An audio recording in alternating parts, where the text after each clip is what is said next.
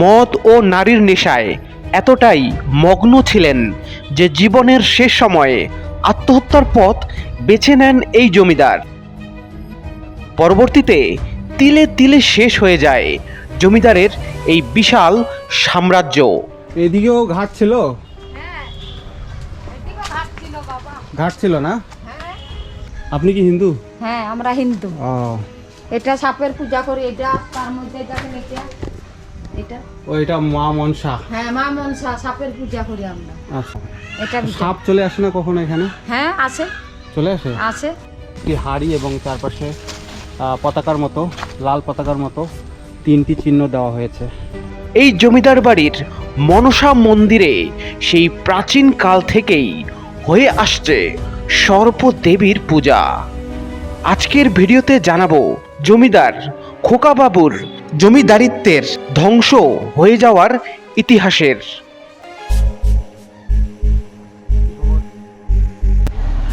এখন অবস্থান করছি রাজশাহী জেলার বাগমারা উপজেলার মচমইল বাজারে।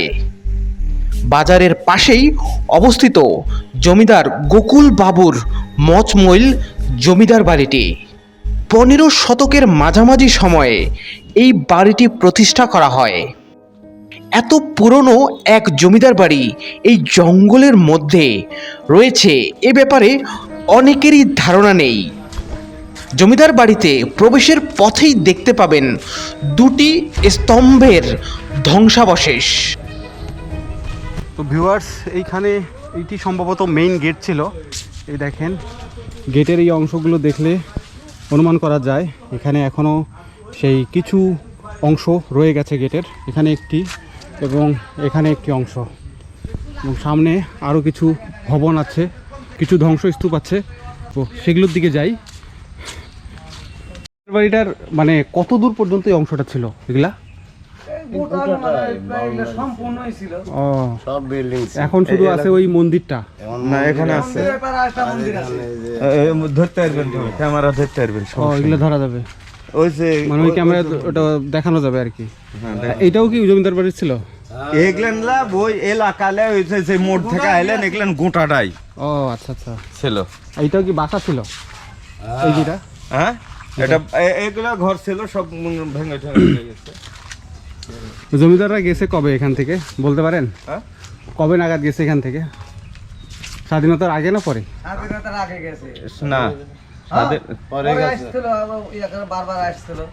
আমরা তো অল্প বয়সে ছেলে ফেলে, আমরা তো বলে আসবো না, আমরা বাপেরা বলতে পারবে। ও তো থাকে তো ভারতে মনে হয়। না, ওরা এডি পিডি সব মারা গেছে। ও, কেউ নাই, কোনো বংশধর নাই এখানে এখন? তবে আছে, রাজশাহীতে আছে, মানে পরে কোচের মেয়ার। কি নাম ছিল জমিদারের বলতে পারেন? খোকা বাবু। এটা খোকা বাবু হিন্দু ছিল? ও, খোকা বাবু। তো ভিউয়ার্স, এখানে একটি বাসার ধ্বংসাবশেষ দেখতে পাচ্ছি, মানে একটি কক্ষ ছিল এখানে। এই যে দেখেন, এই কক্ষটির শুধু নিচের স্তরটি এখন রয়ে গেছে এবং উপরে একটি, যে এই উপরে দেখেন, উপরের প্লাস্টারটি এখনও ঠিকঠাক আছে, কিন্তু বাসার যে প্রাচীরগুলো বা এই কক্ষের যে প্রাচীরগুলো সেগুলো নেই। চারপাশে জঙ্গল হয়ে গেছে, আর এই পাশে গাছপালা জন্মেছে, এবং এই পাশে আরেকটি মন্দির আছে, সেই মন্দিরটি আপনাদের দেখাই। এখান থেকে সেটি দেখা যায় এবং কাছে যাওয়া যায় মন্দিরটির। এই যে দেখেন মন্দিরটি, এই ভবনটি বা এই মন্দিরটি অনেক বড় অংশ নিয়ে তৈরি করা, যেখানে এখন আশেপাশে অনেক মানুষজন বসবাস করছেন। এই দেখেন, এই ভবনটি বিশাল। এই যে দেখেন, এখান থেকে এই অংশগুলো শুরু। ইতিহাস থেকে জানা যায় 15 শতকের মাঝামাঝি সময়ে জমিদারদের জমকালো আলোতে মচমইল গোকুল জমিদারের আধিপত্য বিস্তার ঘটে। লাল ইটের আবরণে জড়িয়ে থাকা এই মন্দিরটি ছিল মনসা দেবীর পূজার মন্দির। ব্যতিক্রমধর্মী কাঠামো নিয়ে শত শত বছর ধরে দাঁড়িয়ে থাকা এই মন্দিরটি জমিদার বাড়ির অনেক উত্থান পতনের সাক্ষী। হিন্দু মানুষের বাড়ি এটা। এটা হ্যাঁ। দেখছেন বিক্রি কর- সেই জমিদারদের দেখছেন কখনো? না।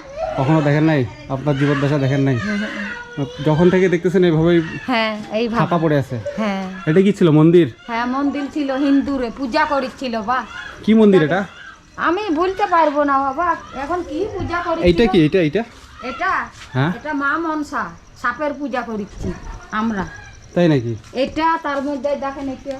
আপনি কি হিন্দু? হ্যাঁ আমরা হিন্দু। ও এটা সাপের পূজা করি, এটা তার মধ্যে দেখেন এটা। এটা ও এটা মা মনসা। হ্যাঁ মা মনসা সাপের পূজা করি আমরা। আচ্ছা আচ্ছা। বুঝতে পারিছেন? এই মা মনসা কি মানে আপনাদের সাপের কোনো দেবী দেবতা নাকি? হ্যাঁ হ্যাঁ দেবী দেবতা। ও এটা ভিতরে। সাপ চলে আসে না কখনো এখানে? হ্যাঁ আছে চলে আসে? আছে। কি কি কি রকম সাপ আসে?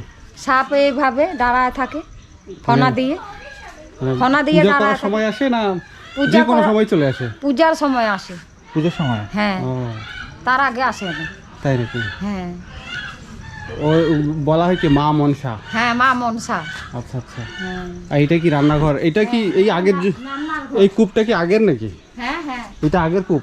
হ্যাঁ এটা কি মনে হচ্ছে কি আগের, এটা না পরে? এই পরে ও আরো কিছু আছে নাকি এদিকে? আসে ওই আমার এদিকে পাড়ার ভিতরে যা। তো এটি হচ্ছে ওনাদের মা মনসা পূজা করার জায়গা, মানে সাপের পূজা করা হয় উনি বললেন। করা হয়। তো আমরা একটু মন্দিরটির ভিতরে যাই, দেখি কি কি দেখা যায় ভিতরে গেলে। এখানে সাপের দেবীর পূজা করা হয় সেই প্রাচীন কাল থেকে। জমিদার গোকুলবাবুর পুত্র সন্তান না থাকায় খোকা নামে এক বালককে পালক পুত্র হিসেবে লালন পালন করেন। জমিদার গোকুলবাবুর মৃত্যুর পর থেকে খোকাবাবু জমিদারিত্বের হাল ধরেন।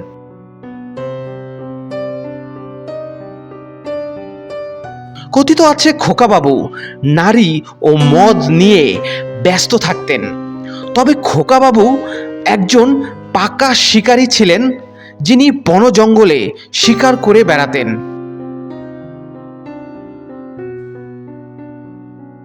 অধিকাংশ সময়ে এলাকার বাইরে জীবন কাটাতেন তিনি। তার জমিদারিত্বে জমিদার বাড়িতে নেমে আসে কালো অন্ধকার।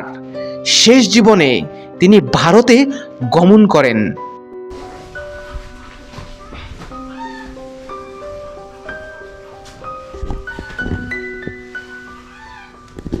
তো ভিউয়ার্স দেখেন, এই মন্দিরটির উপরের যে কাঠামোটি এখনও ঠিক রয়েছে। ইটের গাঁথনিগুলো এখনও মজবুতই মনে হচ্ছে আমার কাছে, কিন্তু বাইরে থেকে দেখলে খুব একটা মজবুত মনে হয় না। তো এই মন্দিরটি যদি ঠিকভাবে রক্ষণাবেক্ষণ করা হয় তাহলে এটিকে ধরে রাখা সম্ভব এখনও। এপাশে একটি কক্ষর মতো অংশ দেখতে পাচ্ছি এবং এটি খুব সম্ভবত প্রধান জায়গা ছিল পূজা করার। তো আমরা বাইরে যাই। এই পাশে একটি কক্ষ আছে, দেখেন এই সোজা চলে গেছে, যাওয়ার জায়গা নেই।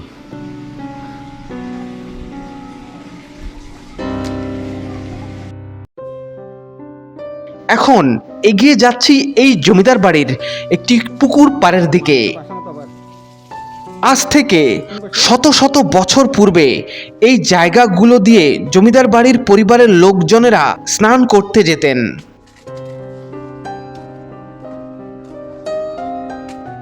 জমিদার বাড়িটির বিস্তার এখানে যা চোখে পড়ছে তার সবগুলো জায়গা নিয়েই ছিল।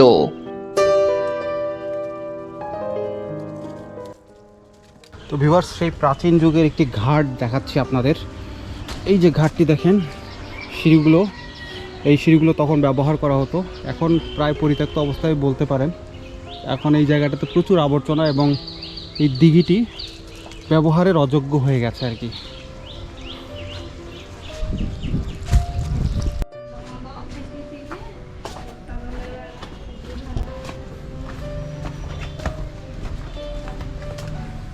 এদিকেও ঘাট ছিল? হ্যাঁ এদিকে ঘাট ছিল বাবা। ঘাট ছিল না?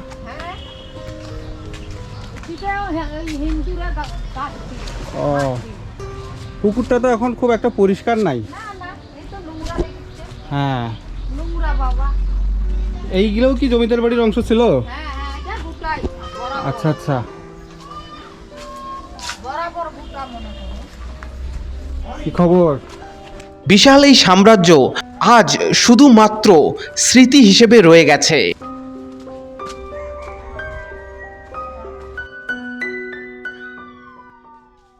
ঘন জঙ্গলে আচ্ছাদিত পুরো জায়গাগুলোতে একসময় প্রজা ও জমিদারদের নানান কর্মকাণ্ডে মুখরিত থাকত।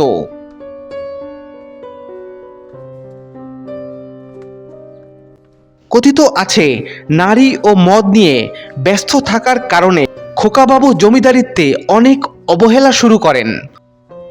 ফলে একসময় এই জমিদার বাড়িটির জৌলস ধ্বংসের দিকে এগুতে থাকে।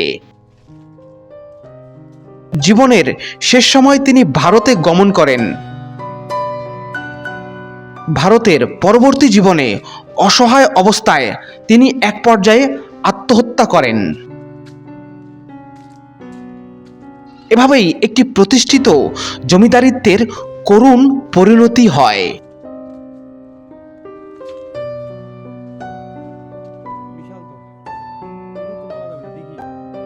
এখন এগিয়ে যাচ্ছি একটি পরিত্যক্ত কালী মন্দিরের দিকে। মন্দিরটিতে যাওয়ার পথটি একেবারে বন্ধ হয়ে গেছে।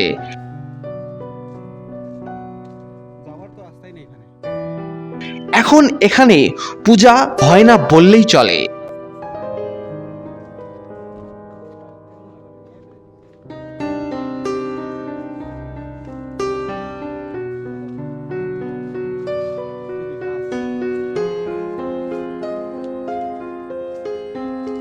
তবে মন্দিরটি বাইরে থেকে দেখলে মনে হয় এটিকে সংস্কার করলে এর আগের জৌলস এখনো ফিরিয়ে আনা সম্ভব।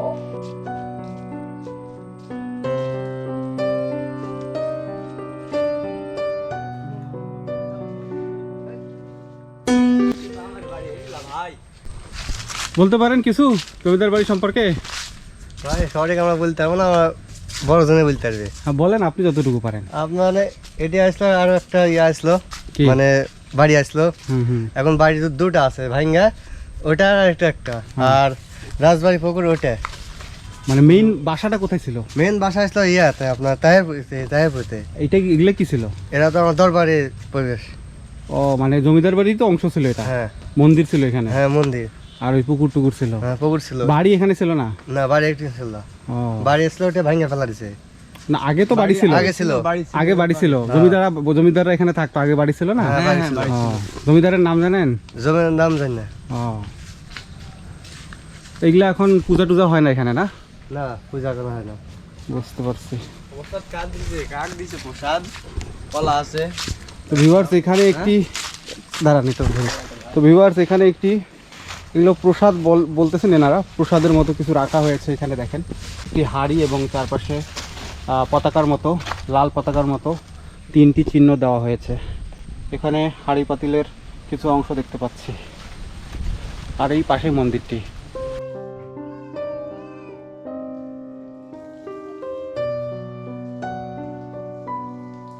কালী মন্দিরটি পরিত্যক্ত অবস্থায় পড়ে থাকলেও এই মনসা মন্দিরটিতে এখনো সাপের দেবীর পূজা করা হয়।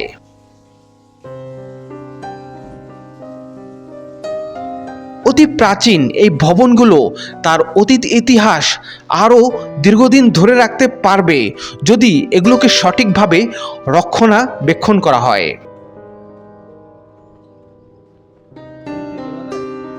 তাহলে ভিউয়ার্স, আজকের এই মচমল জমিদার বাড়ির অতীত কোনো ইতিহাস নিয়ে আপনাদের কোনো তথ্য যদি জানা থাকে তাহলে তা কমেন্ট বক্সে জানাতে মোটেও ভুলবেন না।